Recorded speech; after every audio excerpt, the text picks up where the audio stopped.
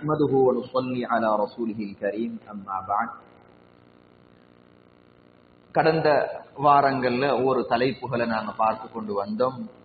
இறுதியாக சென்ற வாரம் ஒரு புதிய தலைப்பை நாங்க ஆரம்பிச்சோம். கிதாபுல் ஜனாயிஸ் என்று சொல்லுவாங்க. மௌத்தாகினா மௌத்தாகிறதுக்கு முன்னால இருந்து அந்த சக்கராத்துடைய நிலைமையிலிருந்து மௌத்தாகிறது, மௌத்தாகினத்துக்கு பின்னால கடைசி கட்டம் வரைக்கும் உள்ள நாங்க தெரிஞ்சு வைத்திருக்க வேண்டிய சட்ட திட்டங்கள், ஒழுக்கங்கள் சார்ந்த விஷயங்களை பார்த்து கொண்டு வந்தோம்.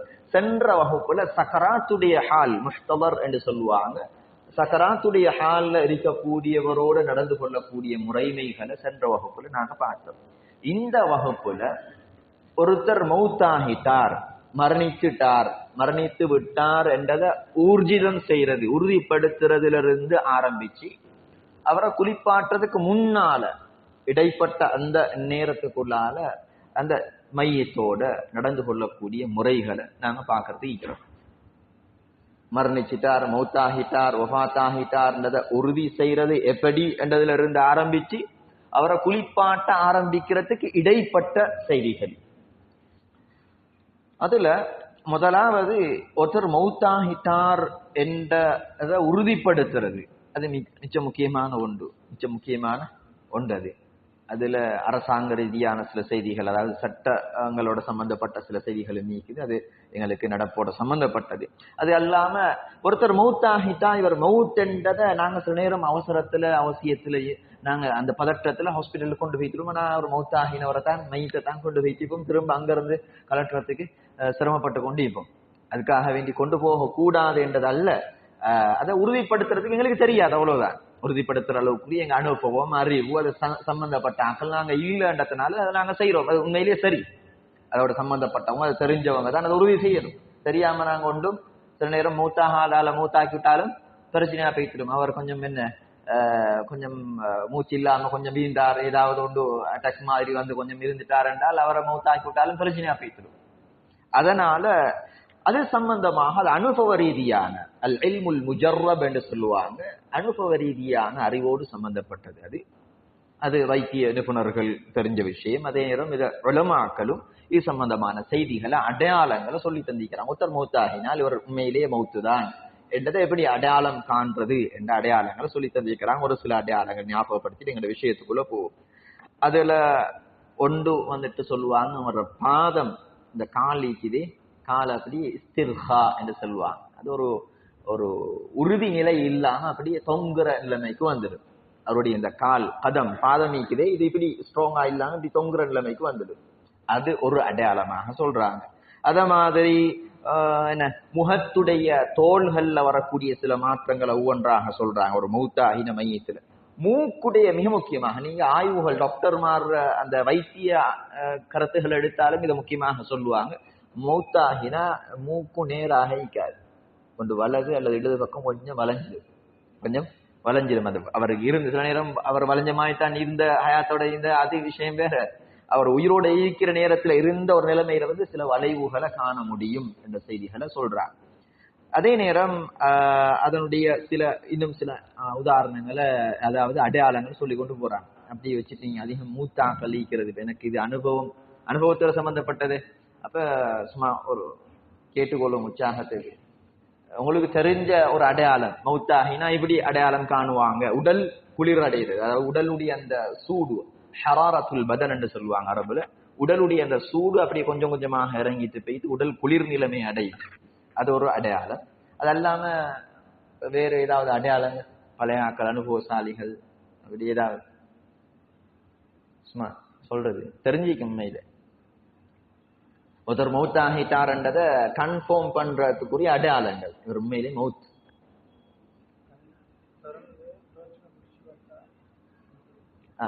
அப்படி அப்படி பார்த்ததை கண்டிக்கிறீங்க. அப்ப கண்ணை திறந்து டோர்ச் அடிச்சு பார்ப்பாங்க, அது என்னத்தை டோர்ச் அடிச்சு என்ன விளங்குற அந்த அடையாளம், ஏதோ ஒரு அடையாளம் கண்ணுக்குள்ளேயும் நீக்குது.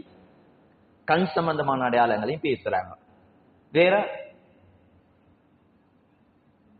அப்படி இது அனுபவ ரீதியான விஷயங்கள் தான். அப்ப அந்த செய்திகளை வைத்திய துறையில உள்ளவங்கள்ட்ட நான் கேட்டு படிச்சு கொள்ளேலும். சரி, உறுதி செஞ்சிட்டோம். உறுதி செய்யறதுன்றது மிக முக்கியமான விஷயம். அதனாலதான் இந்த உறுதி செய்யக்கூடிய அடையாளங்கள் இது ஒரு வேற துறை சம்பந்தப்பட்டதாக இருந்தாலும் புகஹாக்கள் அங்கிருந்து எடுத்து ஃபிக்ஹுடைய கிதாபுகள்ல ஜனாசா சம்பந்தமான பாடத்தில் இது எழுதுறாங்க. ஏன்னா நீங்க கட்டாயம் அதை உறுதிப்படுத்திக் கொள்ளுங்க அதோட அடையாளங்களை வச்சு என்று சொல்லி உறுதிப்படுத்தினதுக்கு பின்னால ஒவ்வொன்றாக செய்யற விஷயங்களை சொல்றாங்க. முதலாவது 2 கண்களையும் மூடி விடுறது.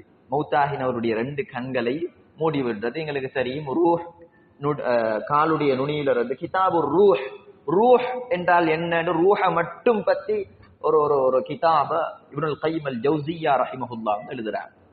இமாம் குர்துபி ரஹிமஹுல்லா என்று சொல்லக்கூடிய அறிஞர், குர்துபாவை சேர்ந்த மிக முக்கியமான தஃப்சீருடைய கலையை சேர்ந்த அறிஞர், அவங்களும் இந்த மௌத் சம்பந்தமான இந்த சக்கராத் சம்பந்தமான உயிர் பிரிவு சம்பந்தமான செய்திகளை தெளிவாக எழுதுறாங்க. குர்ஆன் ஹதீஸுடைய செய்திகள்ல இருந்து அதுல அந்த கடைசியாக உயிர் பிரிகிறது கண் வழியாக பிரிந்து போகும் என்றது இதனுடைய அந்த செய்தியாக.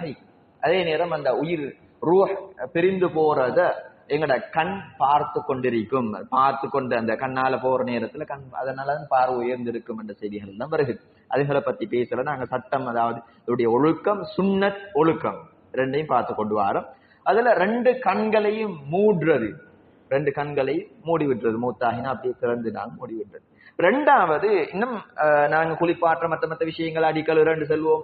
அடிக்கல் 2 ஒண்டிக்குது, குளிப்பாற்ற 2 ஒண்டிக்குது. அதை என்னத்தையும் பார்ப்போம் இன்ஷா அல்லாஹ். இப்ப அது எல்லாத்துக்கும் முன்னால மௌத்தாகிட்டார் உறுதி செஞ்சதோட கண்ணை மூடுவோம். அடுத்தது வாய் திறந்திருக்காம இந்த இந்த இந்த பகுதியால, தலையிலிருந்து இந்த பகுதியால ஒரு சீலையால கட்டி விடுறத ஃபுகஹாக்கள் சொல்றாங்க. ஒரு சீலையால கட்டி விடுறோம் தலைக்கு மேலால இப்படி காரணத்தை எழுதுறாங்க. ஒன்று வாய்க்குள்ள வேற ஏதாவது பூச்சி புழுக்கள் பெய்த்திடக்கூடாது என்ற ஒரு காரணத்தை ஃபுகஹாக்கள் எழுதுறாங்க. கட்டுறதுடைய காரணம். 2வது முக்கியமான காரணம் என்னென்றால் ஒரு ஜனாசாவுடைய அந்த தோற்றம், முக தோற்றம் அது அலங்கோலமாக ஆகிடக்கூடாது. ஜனாசா கடைசி நேரம் பார்க்க வர நேரம், அந்த நேரங்கள்ல அந்த தோற்றம் அது அலங்கோலமாக ஆகிடக்கூடாது என்றதுக்காக வேண்டி வாய அப்படியே மூடி வைக்கிறது என்றதை சொல்றாங்க. அதுக்கு இப்படி கட்டு போடுறது. அடுத்த ஒரு விஷயம் தான், இதெல்லாம் இந்த மூத்தவங்க செய்யற விஷயங்கள் தான். மூட்டுக்கள், மௌத்தாகினவருடைய இந்த மூட்டுக்கள் இருக்குது ஒரு ஜாயிண்ட். இந்த ஜாயிண்ட்களை வந்துட்டு நாங்க மௌத்தாகின உடனே உறுதி செஞ்ச உடனே நாங்க நேரம் மிச்சம் தாமதமாகிடாம அவைகளை இலகுபடுத்தி விடுறது என்றதை சொல்லுவாங்க. இலகுபடுத்தி விடுறது என்றால் அதை எப்படி என்ற முறைய கூட எழுதி வச்சிருக்கிறாங்க. இப்ப கையுடைய ஜாயிண்ட இப்ப ஒருத்தர் எல்லாரும் எப்படி என்ன மேல பார்த்த மாதிரி கைய அப்படி நெஞ்சில வச்ச மாதிரி இல்ல கையை எப்படி கீழே வச்ச மாதிரி மூத்தாகிறதா இல்ல, ஒரு நிலைமைகள்ல மூத்தாகுவாங்க.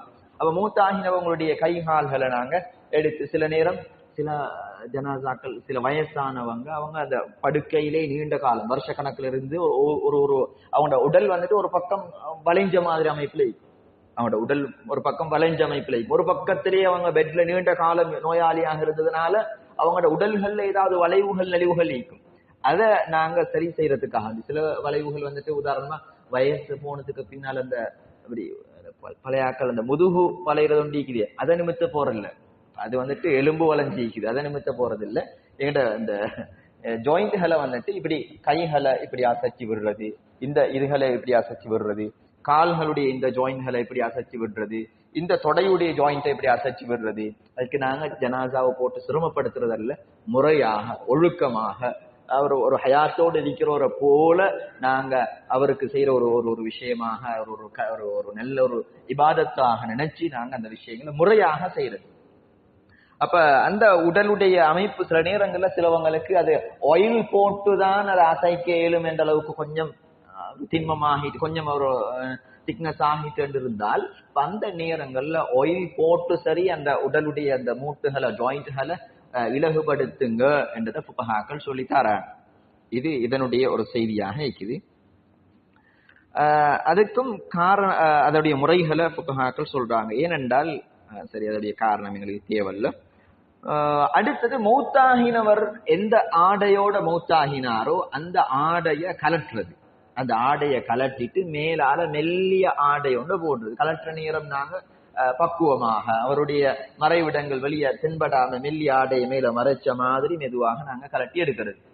இது வந்துட்டு ஷஹீதுடைய சட்டம் வேற. ஷஹீதுடைய சட்டத்தையும் ஷஹீதுடைய சட்டங்களை தனியாக பேசுவேன். ஷஹீதான ஒருத்தர் எப்படி நடந்து கொள்வது, ஷஹீதுடைய 3 வகைகள் இருக்குது. அந்த 3 வகைகளோட சேர்த்து அடுத்து மிக முக்கியமான ஒரு சட்டம் இருக்குது இன்றைக்கு அதிகம் எங்கள்கிட்ட கேள்வியாக வாருது. அதிகமான நான் நினைக்கிறேன் நீங்க கொலையை கிட்டத்தட்ட ஒரு 5-6 தடவைகளுக்கு மேல அந்த ஜனாசா வச்சு கொண்டு வந்து கேட்டுட்டு போய்க்கிறார். ஜனாசா வச்சு கொண்டு ஹாஸ்பிட்டல்ல ஜனாசா என்று சொன்னால் அந்த 6 மாதத்துக்கு முன்னால உள்ள குழந்தைகள் அல்லது சிசு குழந்தை என்று சொல்லத்தை விட 6 மாதத்துக்கு முன்னால உள்ள குறை மாத குழந்தை என்று சொல்லலாம், அல்லது சிசு, அல்லது 6 மாசத்துக்கு கொஞ்சம் நெருக்கமாக பின்னால உள்ள அந்த குழந்தைகள், இவங்கட ஈமை கிரிகைகள், இவங்கட அந்த மூத்தாகினத்துக்கு பின்னால உள்ள விஷயங்களை கேட்டு வருவாங்க. அந்த செய்திகளை நாங்க ஞாபகப்படுத்துவோம். அதுல மூத்தாகினவருடைய ஆடைகளை கலட்டுறது. சில நேரம் எங்களுக்கு நாங்க உடுப்ப கலட்டுற மாதிரி கலட்டி கொள்ள இல்லாம இருக்கும். அந்த நேரங்கள்ல கத்திரிகளால வெட்டுறது, அங்க அந்த ஆடையை நாங்க ஒரு அதுவும் தரிக்காவோட சம்பந்தப்படும், அதுவும் உடுத்திக்கிற உடுப்பு மௌத்தாகினவர் உடுத்திக்கிற உடுப்பிக்கிறே, அதுவும் அனந்தர சொத்தோட சம்பந்தப்பட்டது. அதுவும் அனந்தர சொத்தோட சம்பந்தப்பட்டது. அவரோட பாக்கெட்ல இருக்கிற சில்லற சல்லி, அவரோட பாக்கெட்ல இருக்கிற பேனை, அவர் எல்லாம் அனந்தர சொத்தோட சம்பந்தப்பட்டது. போற்றிக்கிற செருப்பு, அப்ப அதெல்லாம் அனந்தர சொத்தோட சம்பந்தப்பட்டு இருந்தாலும் கூட எங்களுக்கு கலட்ட முடியாத ஒரு நிலைமை இருக்குமாக இருந்தால் நாங்க அந்த இடத்துல வெட்டி கொள்றதுல பிரச்சனை இல்லை. வெட்டுறதுக்கு நாங்க எல்லாரும் அனுமதியும் கேட்டு வெட்டணும் என்ற அதுல விஷயத்துல மட்டும். அது அல்லாம வேற என்ன சிறிய அவர் உடுப்பு எல்லாமே இருக்குது, பாவிச்ச உடுப்பு எல்லாம் கபர்ட்ல இருக்கிறது, ஒரு வைஃபோ அல்லது குடும்பத்துல யாராவது யாருக்காக கொடுத்துடுங்க அவங்களோட தனிப்பட்ட முடிவு எடுக்க முடியாது. ஒரு மனைவி கணவன் மூத்தாகிட்டார், இதெல்லாம் பார்த்து யாருக்காக கொடுத்துடுங்க என்று சொல்லி அவ தனிப்பட்ட முடிவு எடுக்கிறதுக்கு அவருக்கு ரைட்ஸ் இல்ல.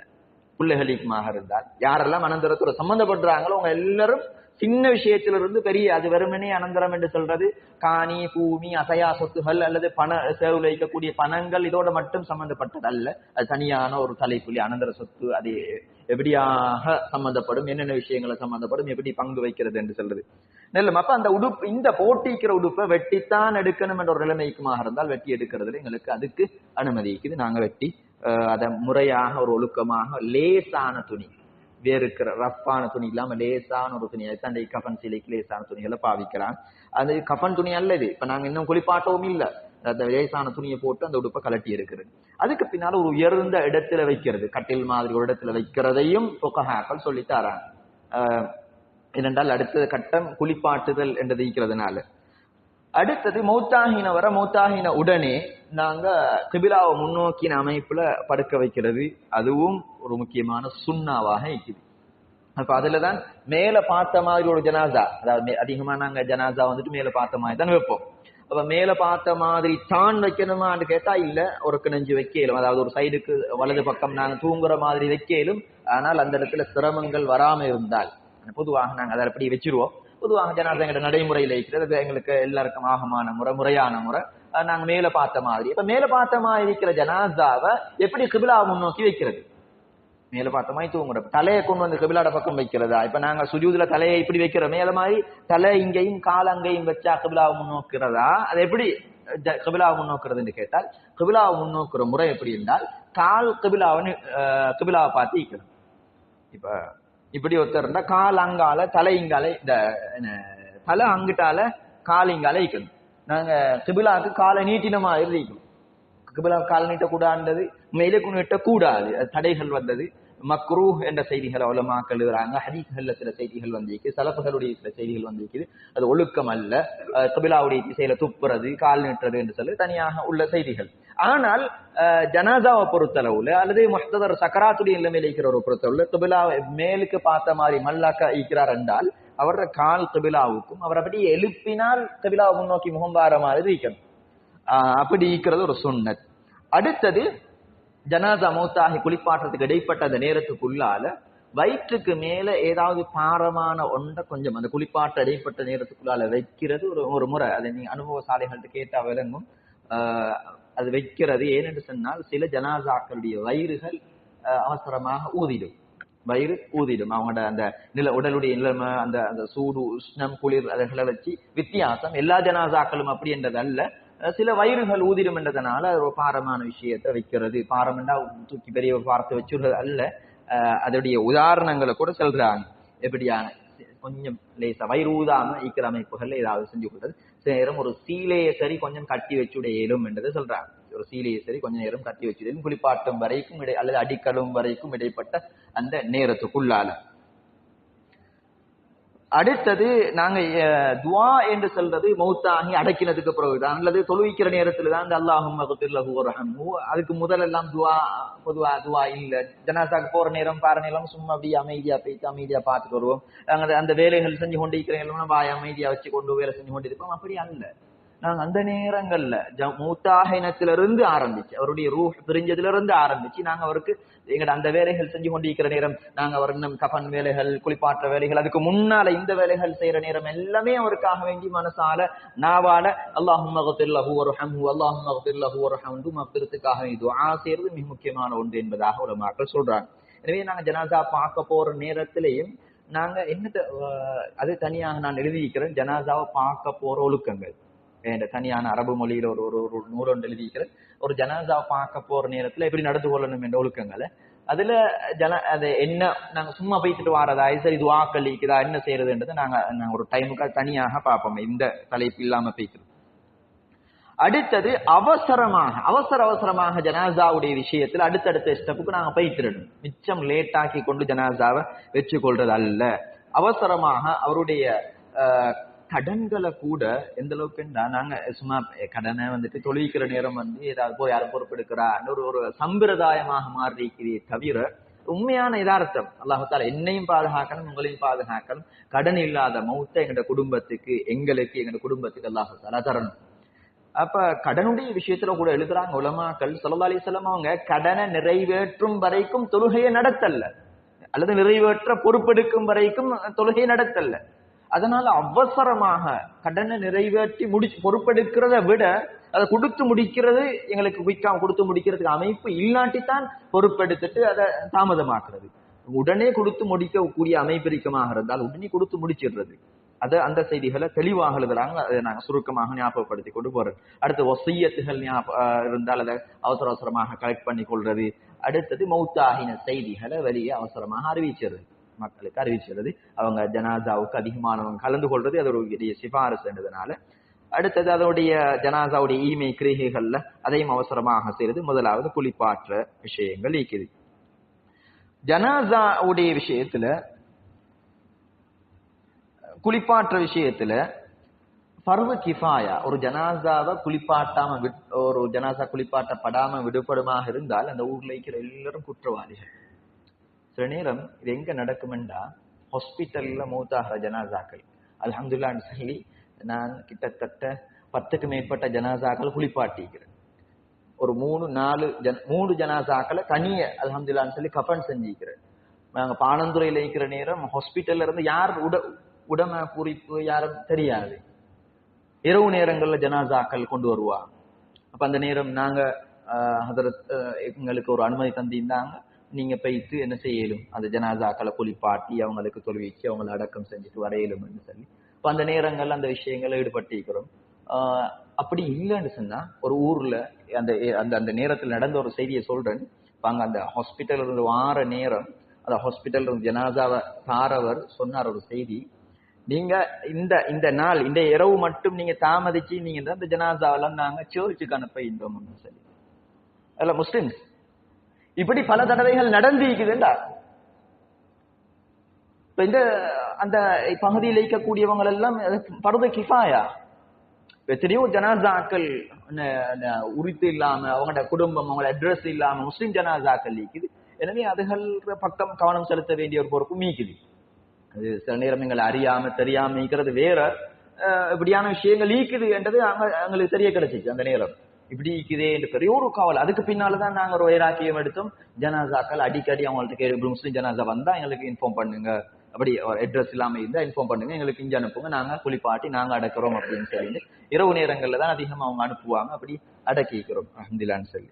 அப்ப அதுல ஃபர்து கிஃபாயா அந்த செய்யறது ஃபர்து கிஃபாயா, எல்லாரும் குற்றவாளிகளாக ஆகுவோம் என்ற ஒரு செய்தியை சொல்றாங்க. ஜனாசாவை குளிப்பாற்ற விஷயத்துல யார் குளிப்பாட்டினா, மலக்குமார்கள் குளிப்பாட்டினா. ஏன் சொல்றேன்னா கஸீருல் மலாயிகா ஹஜ்ரத் ஹன்ஸலா லுஸைதி ரலியல்லாஹு அன்ஹுங்க கஸீருல் மலாயிகா மலக்குமார்களால் குளிப்பாட்டப்பட்டவர்கள் என்ற அவங்களுக்கு ஒரு சிறப்பு பெயர் இருக்கு. மலக்குமார்கள் குளிப்பாட்டினா அது போதுமா, திரும்ப குளிப்பாட்ட தேவையில்லையா? அந்த தண்ணி சொட்ட அந்த சஹாபிய கண்டோம் என்று சஹாபாக்கள் அந்த வரலாறுகள் வருகிறது. மலக்குமார்கள் குளிப்பாட்டினாலோ ஆண்கள் இருக்க பெண்கள் குளிப்பாட்டினாலோ, ஆணுடைய ஜனாசாவை ஆண்கள் குளிப்பாட்டுறதுக்கு அந்த இடத்துல ஆண்கள் இருக்க பெண்கள் குளிப்பாட்டினாலோ, பெரிய ஆண்கள் இருக்க சின்ன பிள்ளைகள் குளிப்பாட்டினாலோ அந்த குளிப்பாட்டுதல் செல்லுபடியாகாது. அந்த மற்ற எல்லாரும் குற்றவாளிகளாக ஆகுவாங்க என்று சொல்றாங்க. இப்ப மலக்குமார்கள் குளிப்பாட்டினா என்றால் அது ஹன்சலா ரலியல்லாஹு ஷஹீது, அவங்க ஷஹீதாக இருந்தவங்களை குளிப்பாட்டினது. ஷஹீதாக இருந்தவங்களை குளிப்பாட்டுறது எங்களுக்கு கடமை இல்லை. கடமை இல்லாத ஒன்றை மலக்குமார்கள் செஞ்சதுனால அது எங்களுக்கு பொறுப்பல்ல. ஷஹீத் இல்லாத ஏனைய ஜனாசாக்கள் ஷஹீதான ஜனாசாவை குளிப்பாட்டணும் என்றது அவசியம் இல்லை. சரி, இப்ப இதுக்குள்ளால உள்ள சின்ன சின்ன விஷயங்கள் சொல்லி கொண்டு வரல. 2 ஜனாசாவை குளிப்பாட்டுறது அவசியம் இல்லை எங்களுக்கு. 2 ஜனாசாவை குளிப்பாட்டுறது அவசியம் இல்லை. ஒன்று ஷஹீத். ஷஹீத் என்றால் ஷஹீதுடைய 3 வகைகள் இருக்குது. அதுல 2 வகை ஷஹீதுகளை குளிப்பாட்டுறது எங்களுக்கு அவசியம் இல்லை. அதை பின்னால நாங்க பார்ப்போம். அடுத்தது அந்த 6 மாதத்துக்கு முன்னால வரக்கூடிய குறைமாத குழந்தை, இதை பொதுவாக சொல்லல, அதுலயும் 3 வகை இருக்குது. ஷஹீதுல 3 வகை இருக்கிற மாதிரி 6 மாசத்துக்கு முன்னால பிறக்கக்கூடிய குறைமாத அந்த சிசு இருக்குது, அதுலயும் 3 வகை இருக்குது. அதனுடைய சட்டத்தை விவரமாக படிக்கணும். ஏன்னா சிசுடைய விஷயம் இது வந்துட்டு எங்கள்கிட்ட நடைமுறையில நிறைய நடக்கிறது. அதிகமானவங்க ஜனாசா வச்சு கண்டி ஹாஸ்பிட்டல்ல வச்சு கொண்டு கால் பண்ணிக்க அதிகமானவங்க கேட்டிக்கிறாங்க. அதே மாதிரி ஹாஸ்பிட்டல்ல வச்சு கொண்டு வந்து கேட்ட எத்தனை பேர் இங்க நடக்குது, அதிகமானவங்க வந்து கேட்கிறாங்க. அது மாதிரி எல்லா இடங்களையும் சம்பந்தப்பட்ட செய்தான். கேண்டி ஹாஸ்பிட்டல் செல்லக்குள்ள இது எங்களுக்கு நெருக்கமாக பல இடங்கள்ல இருந்து வரக்கூடிய மக்கள் சம்பந்தப்படக்கூடிய இடம் என்றதுனால அவங்க வெளியூர் ஆக்களாக இருந்தாலும் வந்து இங்க கேட்கிறாங்க. வெளியூர் ஆக்கள் வெளியிடங்களை சேர்ந்தவங்க வந்து ஒரு கால் பண்ணி கேட்கிறாங்க, நம்பர்கள் எடுத்து இங்க வந்து பேசிட்டு டக்குனு ஜனாசாவை எடுக்கிறதுக்கு போறாங்க. அப்படி பெரிய பெரிய ஹாஸ்பிட்டல்கள் அதிகம் நடக்கக்கூடியது. வெளியூர்களை சேர்ந்தவங்க வைப்பாங்க, பக்கத்துல உள்ள விஷயங்களை அங்கேயே அடக்கிட்டு போறதுக்குமாயி எந்தெந்த முறைகள் கஃன் செய்யணுமா, குளிப்பாட்டணுமா, என்ன செய்யணும், என்னென்ன விஷயங்கள் செய்யணும் என்ற செய்திகள். அடுத்தது அந்த சுகர், இந்த சீனி நோயின்னு சொல்லுவோம். அப்ப அதுல கைய காலை வெட்டுறது, விரலை வெட்டுறது எல்லாம் நீக்குது. இப்ப அந்த வெட்டின விரல், வெட்டின கை, வெட்டின கால், அதை என்ன செய்யறது, அதுக்கு என்ன சட்டம் என்றதெல்லாம் நீக்குது. நல்லா, இப்ப நாங்க இதுல ஆர்டர்ல வருவோம். இப்ப 23 நிமிஷம் முடிஞ்சு. நான் இவ்வளவு நேரம் பேசினது ஜனாசா கொண்டு ஒருத்தர் மௌத்தாகிட்டாரா என்றதை உறுதி செய்யறதுல இருந்து ஆரம்பிச்சு குளிப்பாட்டும் வரைக்கும் இடைப்பட்ட செய்திகள். அடுத்தது அந்த குளிப்பாட்டும் வரைக்கும் இடைப்பட்ட செய்திகள்ல 2 முக்கியமான பிரதான தலைப்புகளை சொன்னேன். ஷஹீத குளிப்பாட்ட தேவல்ல, ஆனால் ஷஹீத் என்றதுக்குள்ள 3 வகை இருக்குது. அதுல 2 வகையைத்தான் குளிப்பாட்ட தேவல்ல, குளிப்பாட்ட வேண்டிய ஒரு ஷஹீது மீக்குது என்றது ஒரு தலைப்பு. ஷஹீத் சம்பந்தமான ஒரு 3 வகையுடைய ஒரு தலைப்பு இருக்குது. இன்னொன்று 6 மாசத்துக்கு முன்னால பிறக்கக்கூடிய குறைமாத சிசு, இத குளிப்பாட்ட தேவல்ல, ஆனா பொதுப்படையாக இல்லை. இதுக்குள்ளேயும் 3 வகை இருக்குது. அதுக்கும் வித்தியாசமான சட்டம் இருக்குது. இந்த ஷஹீதுடைய 3 வகை, அடுத்தது இந்த 6 மாசத்துக்கு முன்னால பிறக்கக்கூடிய குறைமாத குழந்தையுடைய 3 வகை. இந்த இவங்கட 6 வகையுடைய குளிப்பாட்டுதல் சம்பந்தமான சட்டம் என்ன என்றது நாங்க இன்ஷால்லா அடுத்து வரக்கூடிய திங்கட்கிழமை இன்ஷால்லா பார்ப்போம். இதுக்குள்ளால ஏதாவது இப்ப போலோ நேரம் பேசின விஷயங்களுக்குள்ள ஒன்று நான் சொல்லப்படல அல்லது சொல்லப்பட்டதுல ஏதாவது கேட்கணும் போல இருக்குது, அல்லது இப்படியா உங்களோட அனுபவத்துல இந்த விஷயம் இப்படி எல்லாம் ஈக்குதேன்னு சொல்ற நேரம் அதுவும் ஈக்குமாக இருந்தால் அதையும் நான் தேடி சொல்ல இயலுமாக ஈக்கும். அப்படியான விஷயங்களை கொஞ்சம் கேட்க இயலும் இன்ஷா அல்லாஹ். எனக்கு இது குறுகிய அனுபவம், நீண்ட அனுபவம் இதுல சம்பந்தப்பட்டவங்களுக்கு, வயசுல மூத்தவங்களுக்கு ஈக்கும். நல்ல வகுப்ப முடிப்போம், கேள்விகளை கேளுங்க இன்ஷா அல்லாஹ். சுப்ஹானல்லாஹ்.